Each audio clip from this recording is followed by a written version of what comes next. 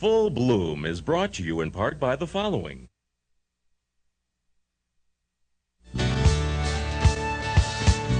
Welcome to Full Bloom, the award-winning show that celebrates life. Here's your host, Zita Christian.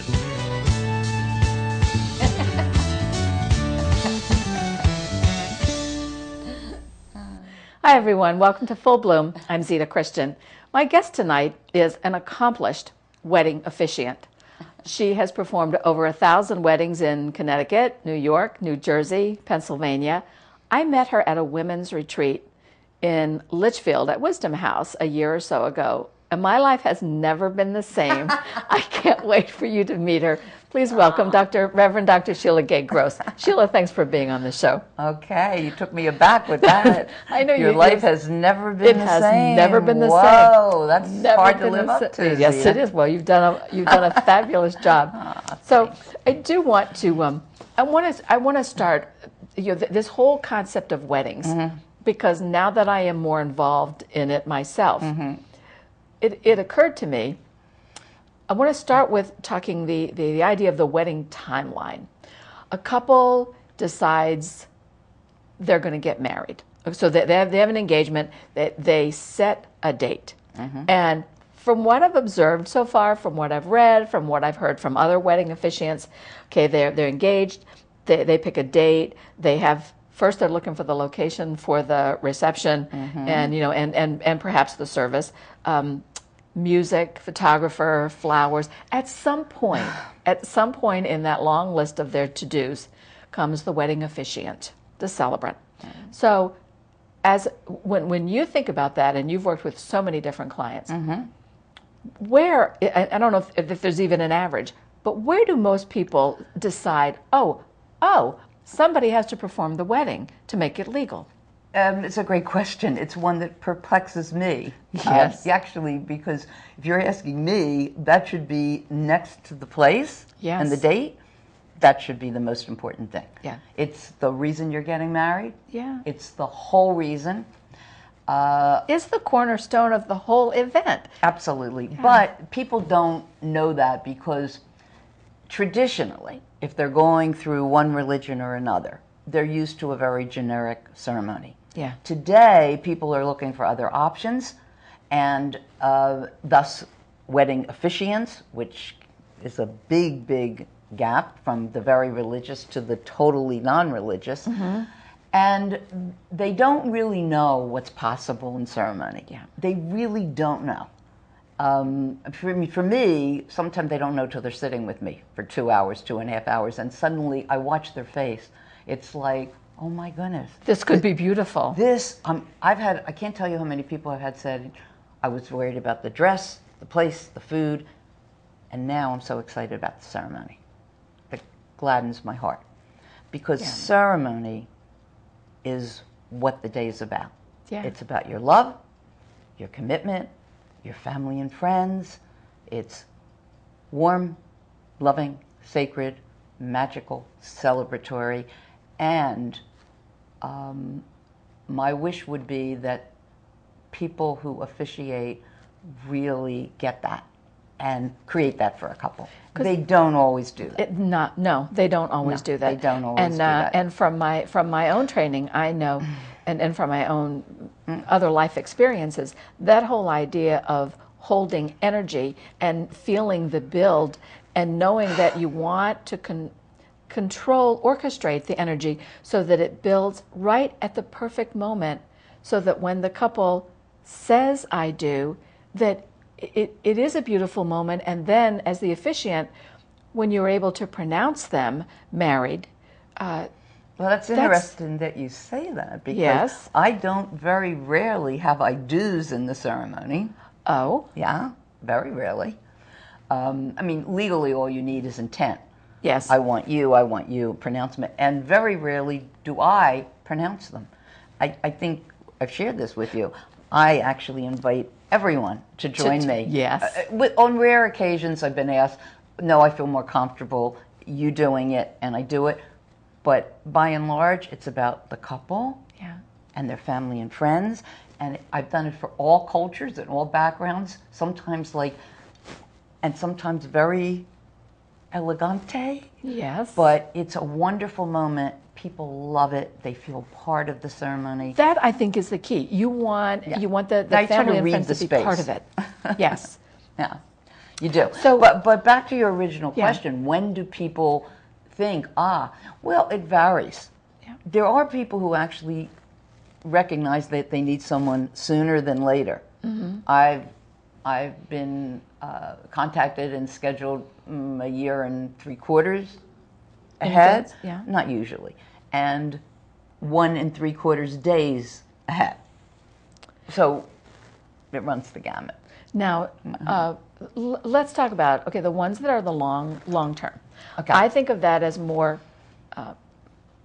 likely the traditional wedding where there's bridal party, there's the traditional elements. Not necessarily, Zita. Okay, but so I'm going to tell you, and then you show me how the differences. And then I think of the ones where people call like at last minute, particularly because we're in Connecticut and Connecticut honors marriage equality. So we will, in our state, often get people from out of state who will say, I'm coming to Connecticut, and Connecticut does not have a waiting period. And it's not the same for every state. Connecticut, no waiting period, no witnesses, and does honor marriage equality. So we will have people coming from out of state, gay and lesbian couples coming in to say, I'm here and we want to get married. So in that instance, it's rare that there are family and friends, maybe one or two, but usually that's not even the case. Well, so I think about that kind of, can you marry us tomorrow, as falling more in that category, but apparently that is not always the case. Well, I live in New Jersey, and most of my weddings I do in New Jersey and New York. Yeah. Although I do travel, Philadelphia, and also I have done weddings in Connecticut, Yes.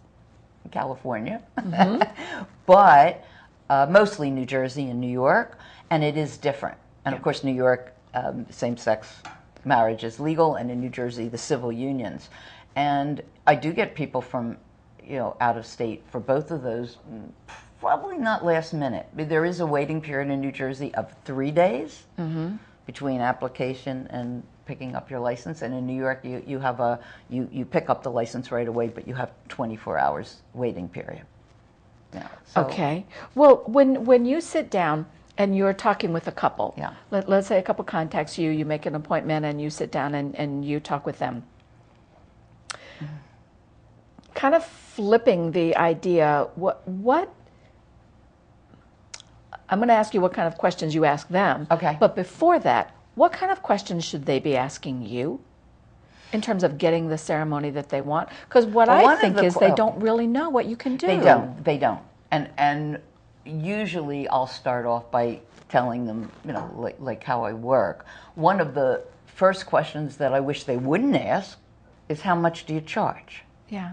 It's an important question, but it shouldn't be the first question. Yeah. And I can't tell you how many times I pick up the phone, and before they even know who I am, am I holding a knife in my hand? Do I have a good heart? What can I offer? It's, how much do you charge? And that's really difficult to answer without even knowing when they're getting married, where, how many people. So that would not be one of the first questions they should ask. What they should be looking for is, well, first of all, they want to feel connected to the person. They want to immediately from the beginning feel that person is interested in them. One of the things they ought to look for is, does the officiant ask about them? How old are you? How long have you been together? Usually at a first meeting, I'll ask more in depth, but possibly, what's your vision or what's your background? But mostly, you want to feel that person is responding to you. Yes. If you email or you call, if they aren't calling you back, take them off your list. And when you have that first conversation, you want to feel that there's somebody on the other side that is cares. And sense of humor doesn't hurt either. Sense of humor doesn't hurt either. Yeah. But when you ask, when they sit with me, sometimes I will say, before we start, is there anything you want to ask? Mostly no. because they don't know. They don't know. No. So then you tell them, what do you tell them about what you can do for them? Well, what I tell them is I work a little different than most officiants, and that I don't give them a script or a form with generic parts or readings. I'm not a big fan of readings. I personally, sorry, find them a little boring, and people don't really depends on the listen. people. But I'm a big fan of incorporating people you love in very creative, original ways. But the first thing I tell them is that before I can talk about the ceremony, I need to learn about them. Yeah. So when you said, I know you talk with people, the word kept coming to me, I actually listen to people. Big difference. The first part is me learning about them. Not just the logistics, but I'm with them, I hear them, I see them. I can even do this on the phone. I want to get who they are. I want to get their essence. You get their personality, you get what's between them. So I want to learn who they are as people and together, and then, I do all of that background work, and then I find out who's coming. I want to see parents, grandparents. Then I begin to create the ceremony with them. And I think it's important that we should mention to the people in the audience, because as you and I both know, a lot of people have no idea what can be. So when you're asking, like when they say, what does this cost? And then you're saying, well, I need to know some more information first. It's not to find out, well, how much is your budget? No. It's to find out what kind of things do you want incorporated? How much creativity are we looking at? How much time do you want, little children involved? Are there older people? What is the vision? For me, I know there's a lot of people that have things like you add this and it's X amount and add this. Yeah. See, No, like a me, menu. I'm 100% kind of gal. Yeah. So if you get me, you get 100%. Yes. And I don't care what we're going to create, you're going to get the same 100% me. So whether you're having 50 people in a backyard or 400 people, and 32 people in the attendance and 16 flower girls and a partridge in a pear tree, you're getting me. And I kind of have that conversation. I have to say that at this point, for me, many people either come to me because they've seen me or they've heard of me, or they read the reviews that couples have written. Yeah. That through some of the major wedding sites. So they see and they hear that I'm going to do something personal. That's helpful for me right now. Yes. But if not, then it's about, my job becomes educative. I need to educate people on what's possible. Yeah. And I have to do that in the first 5 minutes. Yeah, not an easy task. It isn't an easy task. No. Because people come with a preconceived idea. Yeah. Sheila, I want to jump for a minute. Have you ever been asked to do a wedding at some place like where you have to hike to the waterfall, or you have to go in the rowboat to the island, or something unusual like that? I've done unusual, but I never had to hike to a mountain. I'm wise enough at this stage of my life to say no beforehand for hiking to a mountain. Mountains are not us. I also have said no to Times Square on New Year's Eve. Oh, wow. Yeah. I've made a promise to myself this year, no cold winter weddings outside. No, I will refer them out, but last year I was a frozen popsicle along with Grandmom Anna as the couple's vision of having an outdoor wedding in November, and no lights outside, and I was like frostbite. Oh my. So yeah, but I did go once at a gravel road and I had no idea where it was going, and I got there and there was no bathroom. But that's another story for another day. That comes up, when you said that. I kind of remember going and thinking, I can't believe they're doing this on this road. I mean, I didn't think the car was going to make it through. So, I want to, a couple administrative kind of things. Okay. What do you wear when you officiate? For me, now, when I first started, I actually wore robes. I bought a zillion of them on eBay. Those, what they call chasubles. I'm not even sure I'm pronouncing it right. I believe they belong to Catholic priests. And I used to have to walk backwards so you couldn't see the design on the back because I don't represent any one religion. That's an important But point. they were beautiful colors, Yeah. and I really liked them. I just hired someone, I was watching your last interview, to help me declutter, and I've just given away about 20 of those robes. At this point, I really wear a black top, black pants, and usually like the same thing, it's all black. And my stole, Yeah. which has butterflies and my logo on it, and I have different color stoles. So sometimes they ask what colors, In the wedding, yeah. if I can match, I Yeah. do. But, what I wear isn't really important. Everybody's looking at Well, the bride. it is and it isn't. You're right. They are looking at the bride. I had a wedding photographer tell me when I first started out. She said the one thing you want to remember is never dress to outshine the bride. And I said, well, of course not. Yeah. I mean, of course not. She said, but you would be surprised because she's photographed a lot of weddings. She Really? said you would be surprised at the people who What do. might that be, Zita, that somebody might wear to outshine the bride? Boas and I don't know. You I know, don't know. I use sequins my and imagination. I'm feathers, thinking what? sequins and glitter and fringe, and I don't know. I have glitter on my really don't. eyes. I have a little glitter too. I love it. yeah, no, plain black. It just works for me now. In the beginning, I really did, wear the robes, but now I don't anymore. I want to go back to something you mentioned just a minute ago. Okay. You were talking about the robes, and you said you had to walk backwards because there's Yes. something on the back, and you don't represent Yes. anything. Yes. And I think that's really important.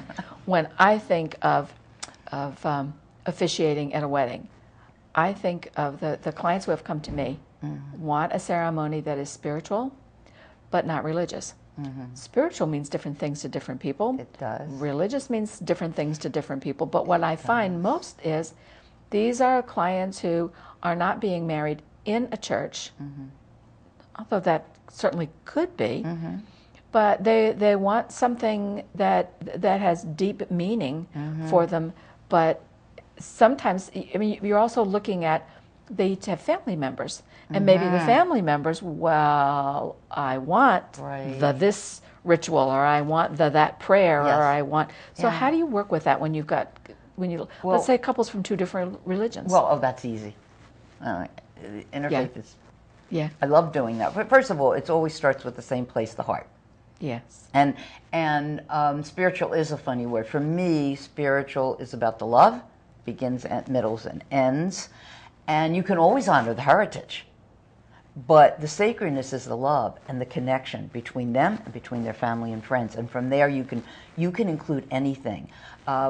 It's interesting because I think a lot of the couples that come to me may have, if they had gone to somebody else, had more religious reference in it, only because they didn't know that there was another way.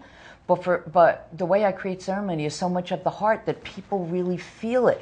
I get people from the little ladies with the crosses, little ladies with the Jewish star. From I do Hindu Christian, Hindu Jewish, Hindu, Muslim Jewish, all backgrounds together. And when you start with the love, and then you incorporate, you can create anything. You can, and if they really want, I have one coming up where a parent really, really wanted something more traditional. Even then, I'll have the person that's doing that come from their heart and say something personal. And then if they want to add that from them, it has more meaning that way. But I never have anybody say to me afterwards, something was missing. In fact, they all say, so personal and they say, I've never been to meaningful. a ceremony like that. They tell me they don't want it to end. Where do you go where somebody says, I don't want the ceremony to end? Yeah, because usually it's, keep it short because everybody wants to get to the people love dancing it. and yeah. They feel they know the couple. Yeah. They feel included. One of the things I do rather than readings, I always say that there's a tradition of offering blessings to the couple, but the best blessings come from those that you love and who love you. So I ask them to pick certain people. It can be 2 or 3 or 4. I used to do 7, that's a lot.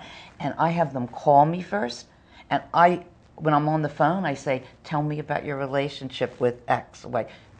Tell me how you see them together. And I get such amazing, wonderful things, and I go, that's what I want you to say. And it's like a mini toast, but a celebration, and they have pieces of themselves standing up, and everybody feels it, Yeah. and the couple's crying and laughing, and it's a way of including people, and people are visibly moved. It has ultimate meaning, much more than if I could, even than what I might say. It's because it comes from the heart of the people that they love.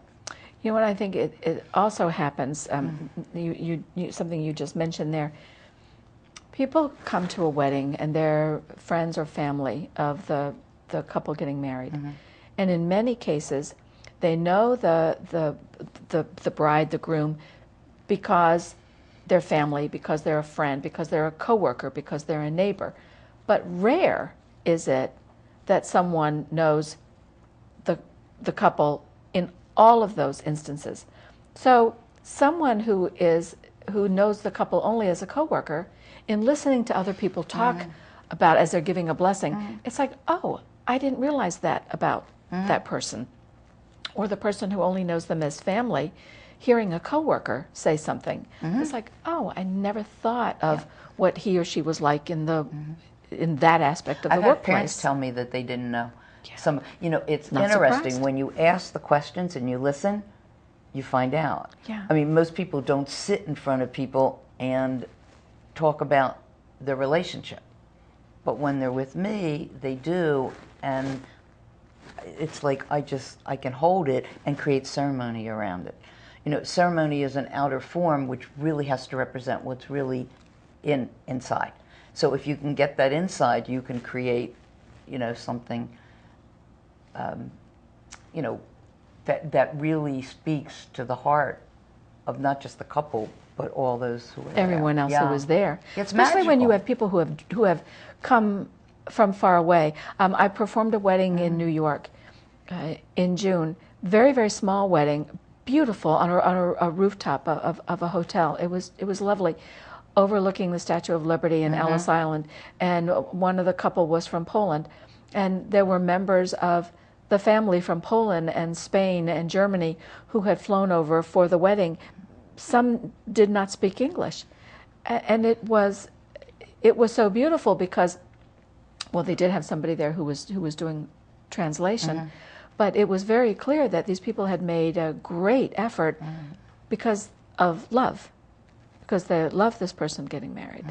It was a beautiful thing. Sheila, what got you into this? Oh, what got you into Yes. it? 9/11. How'd that happen? I mean, I know how that happened, but what was the connection? Well, the brief version. Okay. I was on the beach in Ocean Grove, New Jersey, a place I'd never been at that time, and I was actually doing a ritual on the beach, my own ritual to honor the people who had died in my life. I had pictures. I was there. I got off the beach about 8:45, went back to the bed and breakfast, and the person who owned it called us in and said, there's something on television you ought to see. And as we watched, I saw the plane hit. It must have been the second plane. And I literally heard words. I literally heard words. And I'm not going to say where they're from, but I'm going to paraphrase, but the words said, this is the end of the world as you know it, and the beginning of a new world. A world of true spirituality that transcends differences and unites people. I heard this and I went, oh, okay. And I didn't know what to do with it, but I heard that, just like, boom. Right. And in the midst of all of that happen, I had to go home, and I had a husband who was right up near the World Trade Center because we live right across the river, and a son who was in Washington, D.C. And out of some very synchronistic and strange happenings, I was able to connect on a cell phone that I, up until that day, never knew how to get messages on, and found that they were okay. I was Sheila. driving home. I was the only one on the turnpike. And I knew that I wanted to do something that pointed to how we were the same and not different. That in some small way, that I wanted to be part of what shifted the consciousness of us fighting over things that nobody knows and nobody understands, and whose God is right, and things that no human being knows, and instead that we do know that we're all here together and we are really all one in the heart. And I didn't know, and I owned at that time, I used to be a psychotherapist. I then owned stores, vintage and antique stores. So it took me about a year. I closed the stores. I did some time of looking and seeking, and somehow was led to an interfaith seminary in New York, which was founded by a former Hasidic rabbi who, with this priest and a swami, started an interfaith movement in the 60s. Got myself ordained, had no idea what I was going to do with it, just wanted to represent that oneness. And the first weddings I got caught up was to New Paltz, the same-sex weddings where the mayor got arrested. And it was so inspiring that these people had been together all this time and had can never sanctify their love and relationship in front of people. Yeah. And then it took me another year or two, and found myself nude in Ojo Caliente with 3 other women in a arsenic and iron pool. And I said, Sheila, it's true. We all held hands. I said, let's see, what do we, I don't mean I was, we were, that's what you do in those pools, Zita. You go in. Arsenic in it? Yeah, it's good for you. There are traces. Okay. It's, trust me. Okay. Iron too, and sodium, lithium. Okay. Great place, Ojo Caliente. I said, let's look at what we want to let go with, what we want to let go of this year and what we want to have. So we all held hands, and I said, what do I want to let go of? 50 pounds. And that didn't happen. But when it came time, what do you want to bring forth? I said, I want to do ceremony full time. That was 2006. Never looked back. Done about 1,000 weddings since. And turns out I'm good at it. Yeah. And I don't know, I mean, my original call was to point to how we were the same and not different. And I think in some ways that is exactly what he do. Oh, and that's what a wedding does. But also you're bringing joy to Yes. people. And I hope bringing forth a new way of people looking at ceremony and looking at that the wedding is not about how much your dress costs or what the food is, because no one's going to remember that. But if you're in the hands of the right person who can capture and tell and share your story and create the place, that sacred place where you're committing to each other. Sheila, we've got about 30 seconds, and I want to ask, do you keep in touch? Like, did you ever have follow-up? I do baby blessings all the time. I was just going to say, the baby blessings, yeah. I do. I'm doing one this weekend for a couple I married a couple years ago. It's kind of, it's very special. And the people moving into another home, or maybe an adoption, or so. I've talked with other officiants. They're saying, wind it up. That's fine. That's fine. It's fine. It's fine. You know, there's no end to what we can talk there isn't. about. Zita. And it's just so many things that we could do. Sheila, I want to thank you so much. I know New Jersey is a big drive, and I really appreciate that you came up here. I also want to thank my FB crew and you in the viewing audience. I say this every week, and I mean it sincerely. I do know the value of time, and I thank you for spending another evening with me. Hope to see you again. Bye-bye. Full Bloom is brought to you in part by the following: